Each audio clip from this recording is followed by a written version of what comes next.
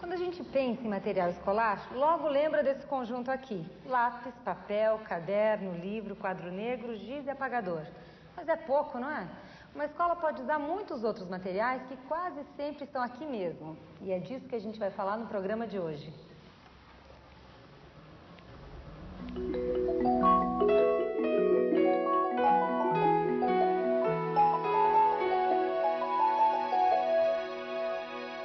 Se a escola usar a imaginação e for um pouco mais ousada, ela pode usar o mundo à sua volta como material de ensino.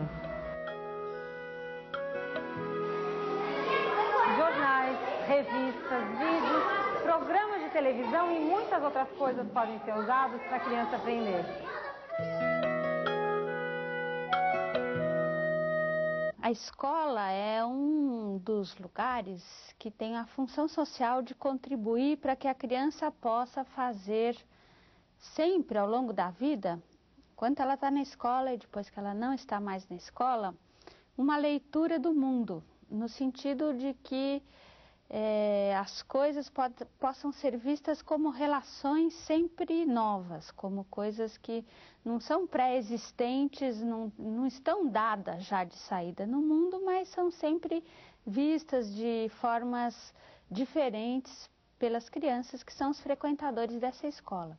Então, visto por esse prisma, materiais muito diversos são bem-vindos na sala de aula, mas eu diria mais do que materiais, são fragmentos, são elementos do mundo, são pedacinhos de acontecimentos, de imagens, de textos. São os materiais com os quais a gente deve trabalhar na escola. Acho que um dos critérios pelos quais os professores, as professoras, os educadores de uma maneira geral devem escolher os materiais é de que eles tenham graça. Assim, que a própria pessoa que escolha, que eleja esse material, veja neles possibilidades ricas, que aquilo tenha, em primeiro lugar, atraído a atenção, tenha atraído o olhar dele ou dela, educador ou educadora. Então, precisa ser uma coisa que tenha sentido, em primeiro lugar, para quem escolhe aquele material. Por exemplo, se for escolher uma canção para trabalhar com essa canção, com as crianças em questões ligadas até estritamente à questão da base alfabética, é importante que o educador escolha uma canção que para ele seja bacana, que seja uma coisa do repertório dele, de algo que para a sensibilidade dele é importante. Sem esse início, né, esse ponto inicial da conversa, é muito difícil que a atividade tenha um êxito pleno. Ela pode até cumprir algumas funções de técnicas didáticas, mas não vai cumprir a função de atribuir sentido ao mundo, e acho que essa é a ideia primeira. Olha só quanta coisa uma criança pode usar como material na sala de aula. Livros de histórias, histórias em quadrinhos, literatura de cordel, folhetos, encartes, calculadoras, dinheiro, até bulas de remédio servem. O importante é o professor conduzir as situações de uso do material, sejam elas reais ou simuladas.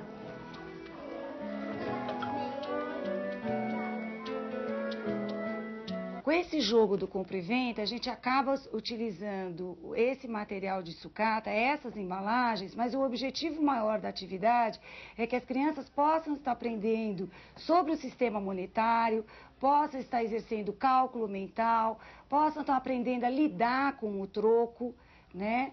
E possa estar fazendo uso das operações de adição, de subtração, de multiplicação, quer dizer, trabalhando com as ideias dessas operações, né? E muitas outras atividades que envolvem desde preenchimento de cheque, né, até a coisa do conteúdo matemático mesmo.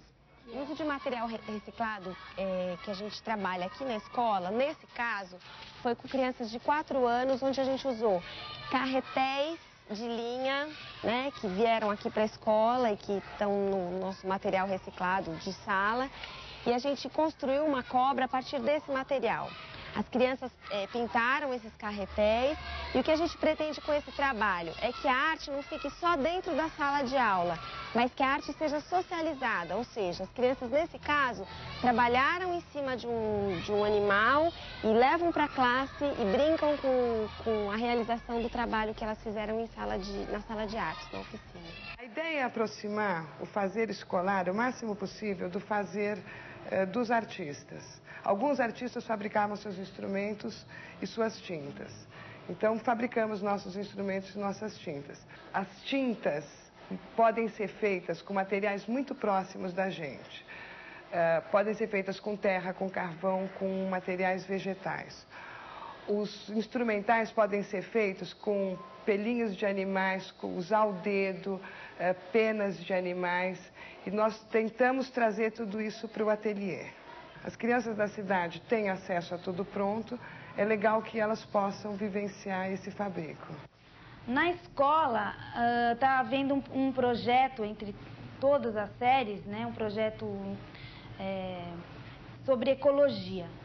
Com esse projeto, existem várias discussões a respeito de reciclagem, de materiais diversos, de qual é o melhor material para ser usado ou não. Você está vendo esse cartaz? Um cartaz pode ser um bom tema para você discutir com a sua classe. Quando é a vacinação, qual a vacina será aplicada, por que é importante tomar vacina. Um cartaz pode ser um bom começo para quem quer trabalhar com outros materiais, mas tem muitas outras possibilidades.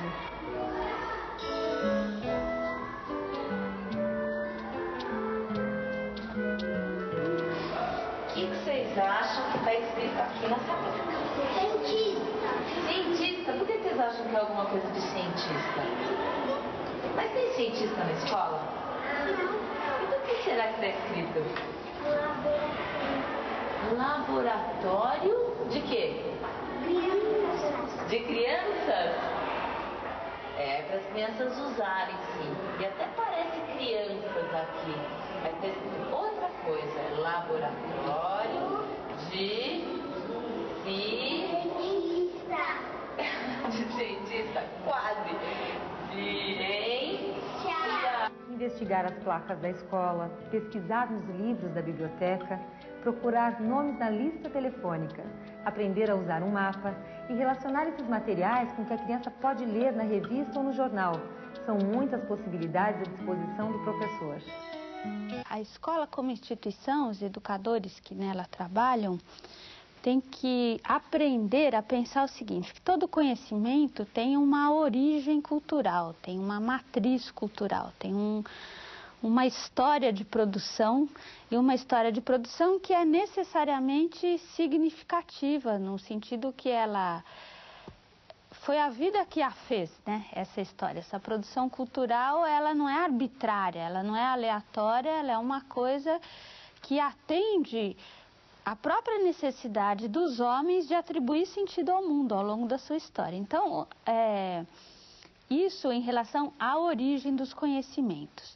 Em relação aos desdobramentos, para que servem os conhecimentos, é importante que os educadores aprendam a pensar que nada é impune, assim, nenhuma escolha, nenhum assunto, nenhum material, nenhuma matéria, nenhum conteúdo é desprovido de consequências. Você traz aquilo para a sala de aula, não só porque você tem objetivos claros, mas porque aqueles elementos que são originários da cultura causam, né, dão origem a outras produções culturais. Por outro lado, se a gente for fazer uma leitura dos conhecimentos prévios a partir de cada criança, do que é próprio dela, você teria muita dificuldade em traçar um planejamento para o grupo todo de crianças. E atualmente, desde pelo menos 20 anos, existem pesquisas em vários campos, pesquisas vindas da psicologia cognitiva, do modo do aprendiz ser, como é o aprendiz, como é que ele se relaciona com vários conhecimentos, que mostram que entre as diferenças individuais existem sempre regularidades. Então você pode ter expectativas de como uma criança de 9 anos se relaciona com questões ortográficas, por exemplo.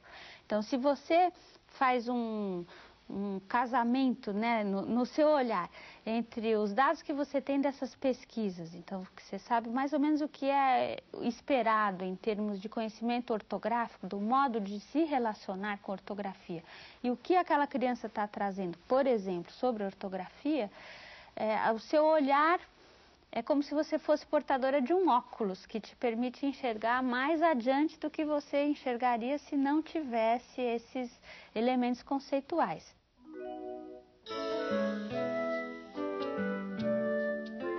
Além de tudo que a gente viu, a criança também pode trabalhar com os materiais da sua própria região, porque cada lugar tem uma realidade e cada realidade tem seus materiais.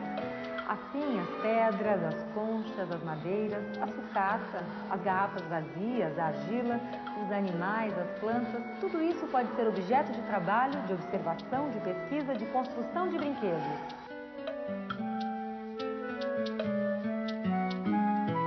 Assim como nas outras áreas, na área de artes a gente também pode usar uma série de materiais que não são os materiais mais convencionais e utilizados na escola. Então, ao invés de a gente usar esses materiais tipo papel cartão, papel espelho, canetinha hidrocor, lápis de cor, tinta guache, a gente pode ter um olhar um pouco mais cuidadoso com o nosso entorno e procurar materiais que estão perto da gente todos os dias, perto das crianças, e que não são pensados pelo professor nem pelas crianças como materiais que podem ser usados na área de artes. Então, um exemplo disso são os materiais que dão para a gente fazer tintas, que dão para fazer instrumentos, como pincéis. Então, se perto da escola, ou dentro da escola mesmo, a gente tem um barranco que tem terras coloridas, a gente pode usar essa terra como pigmento, peneirar essa terra, misturar água e fazer tintas. Além disso, a gente pode fazer pincéis com gravetos, usando gravetos de espessuras diferentes. Então, isso possibilita a gente fazer linhas finas, linhas grossas.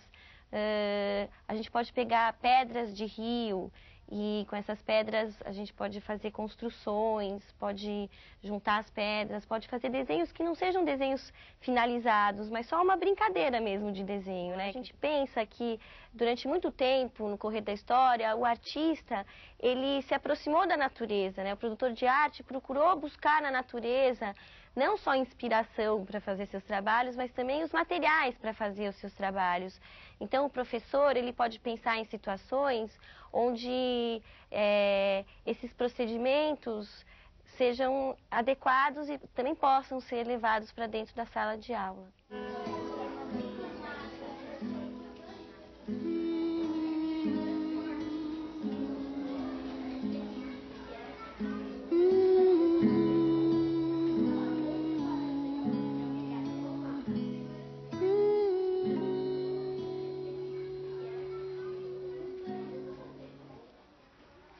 Claro que o quadro negro, o giz, o papel e o lápis são materiais importantíssimos que a gente não vai deixar de usar. Mas pense nisso, se o espaço da escola é o espaço que aproxima a criança do conhecimento, a gente aproxima esse conhecimento da realidade. E a realidade, você sabe, vai muito além do papel e do quadro negro.